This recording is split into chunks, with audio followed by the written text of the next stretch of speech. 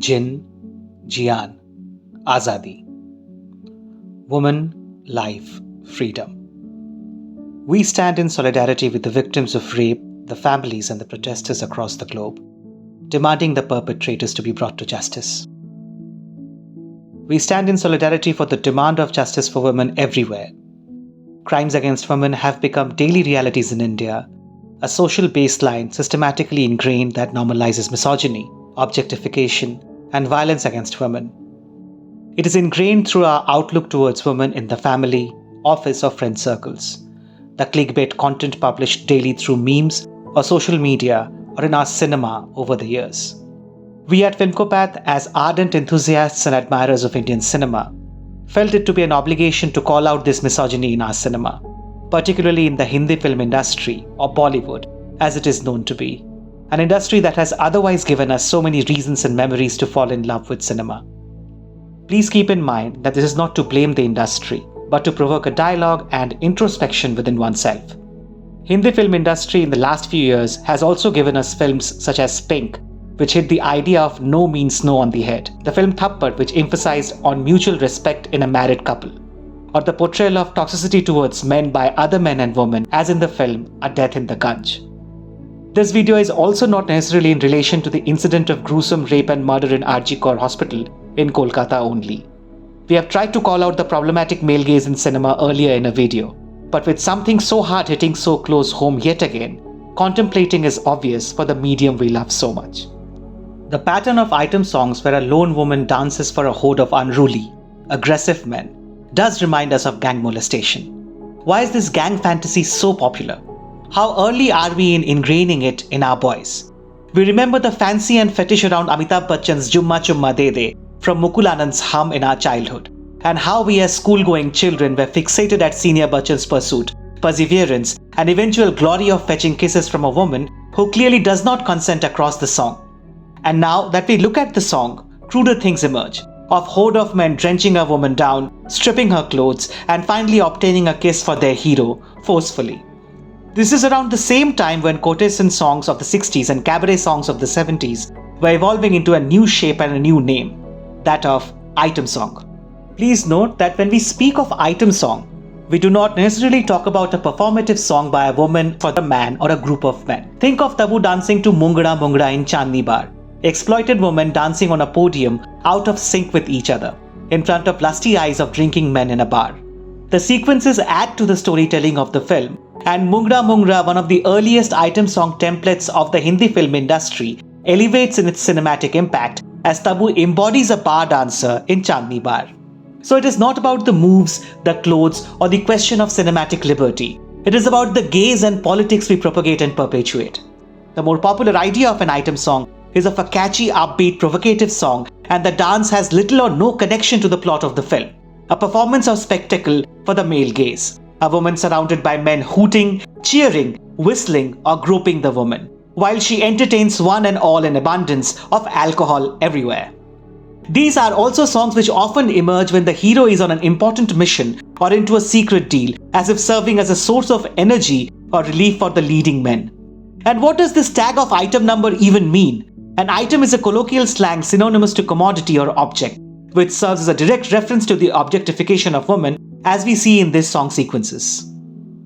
मैं तो तंदूरी मुर्गी हूँ यार, गटकाले सैया alcohol से, says Fevicol Say from Dabang 2. पल्लू के नीचे दबा के रखा है, उठा दूँ तो हंगामा हो जाए, says Preetam Pyare from Rowdy Rathod, and the list continues. Well, words would fall short to describe the objectification and misogyny obvious in these songs and lyrics, and it only suggests how these songs promote images of sexual violence, disregard to consent, sexual harassment, and lack of accountability on the part of the perpetrators. They suggest irrespective of what a woman says, she is waiting to be stalked, touched, and fondled by men. More so if she is a public entertainer in certain kind of clothing. One might also argue that these item songs desensitize us, the Indian public, as in the audience, to gang rapes, and prepare them for the next one, leading to an environment that normalizes and even trivializes women's consent over male desire, and thus molestation, rapes, gang rapes, and other forms of sexual violence against women. What it also does is initiate victim blaming and slut shaming. You will often find that so-called item girl in direct contradiction to the characters of the leading lady in the movie. The idea of vamp emerges in Bollywood from the 70s and 80s, a subversion of the vampire who seduces men and sucks life out of men in the movies. Previously, the heroes resisted these characters. Today, they don't, as if it is their due to be treated in the way they are done in our films. They are the bad girls mixed in with the wrong crowd, as against the almost anglicized heroine characters in traditional Indian attire.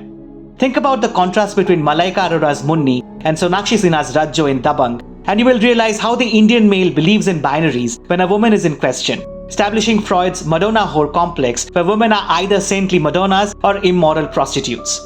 That prostitutes have equal rights to consent is as valid a point as any. But what we are trying to point at is how our perceptions of good and bad are shaped by the binaries in our cinema, and how when our misplaced ideologies identify someone as bad, the accountability is lost and it's about power alone. In India's Daughter, the documentary about the 2012 gang rape case, we hear one of the perpetrators say, "A girl is far more responsible for rape than a boy. A decent girl won't roam around at night." A documentary that is banned in India, claiming that segments from the film advocate for violence against women. Well, let us also address the other point of view, about sexual liberation through item song. Malaika Arora, who has performed several item songs, states that she does not feel objectified when performing item songs. There will always be a certain amount of male gaze, male attention that goes without saying. Then again, I am capable of making those calls. I don't regret any of the songs I have done. And then Shabana Azmi points out at a Federation of Indian Chamber of Commerce and Industry event, when a girl or a leading lady says it's alright, I want to celebrate my sensuality. I have no problem with that. I think that's wonderful. But under the pretense of celebrating your sensuality, what you are doing is surrendering to male gaze and objectifying yourselves because the business of cinema is of images. Shabana Azmi has a valid point. We would talk about it through Sheila Ki Jawani from Tismar Khan. The lyrics suggest a woman with agency who would reject the male reach at her body and thus an attempt at subversion of the item song template. But it is in the same song the dialogue of Aankhon se balatkar, that is rape through the eye, is used as a comic punctuation, thus trivializing one of the most heinous crimes of human society.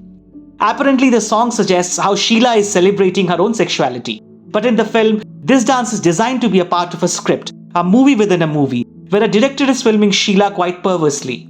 So beyond the surface level liberation, Sheila's sexual behavior is part of a job for a successful film, as in real and real. Uvantawa Mama from Telugu blockbuster Pushpa is a similar case. Amazing lyrics of subversion of the item song template, but belonging to film rich in misogyny. So are we saying all these so-called item songs are problematic? Yes, as long as they are planted to pull crowds without any context in the plot. Yes, in case they are part of the plot in some stretched way, but the gaze of the camera is objectifying the woman in focus. Of course, it is a thin line in the later case, but you know when you watch it closely. And then there are a handful of others like Bidi Jalaile from Omkara, which serve as a part of the plot, celebrate female sexuality without the lurking male gaze, and establish the woman in context as a character and not an object. Remember how the song ends with Vipasha Basu's billo repulsed by someone smoking nearby as her lover, played by Vivek Oberoi, breaks into a fight with this man. Or think about Ranaji from Gulal, as Anurag Kashyap and Piyush Mishra use the item song setting for ample political connotations. Is it only item songs that spread misogyny and not other songs' characterizations of films overall?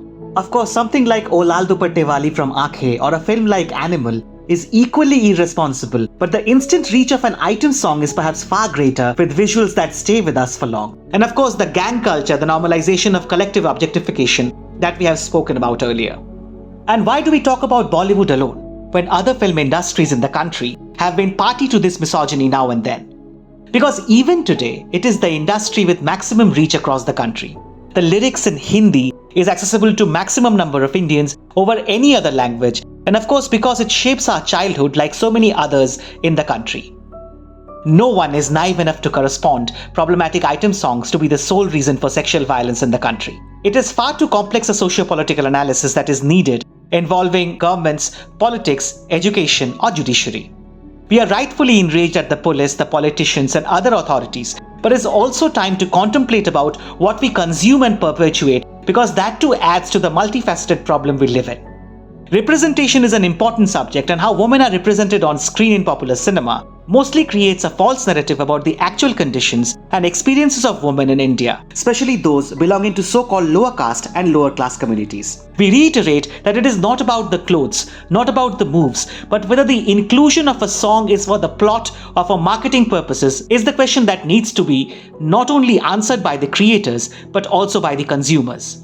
Let us also understand that sexual liberation should also come with sexual safety. A woman getting assaulted in a bar or escort agency is still rape, no matter how sexually liberated she might be. The danger of sexual assault is ever present in a patriarchal society and will never go away for all, even though every attempt to counter it must be asserted by each one of us. And our only submission is not streamline such narratives of assault in our popular mediums, be in clickbait reels, breaking news fetishes, or objectification through camera on screen. That is all from us today. Thank you for watching.